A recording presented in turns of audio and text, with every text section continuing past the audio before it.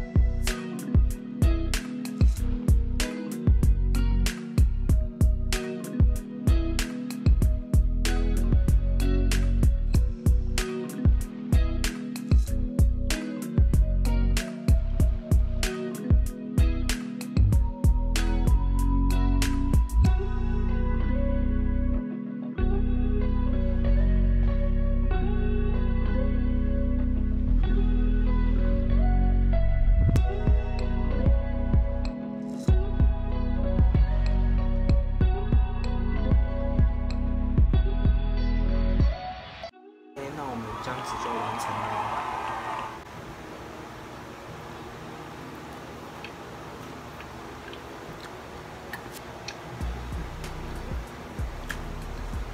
很好吃，而且还有那个洋葱的甜，然后还有小黄瓜，一些其他这特制调酱，整个调出来就是非常的顺口爽口。那我们今天分享就到这边喽。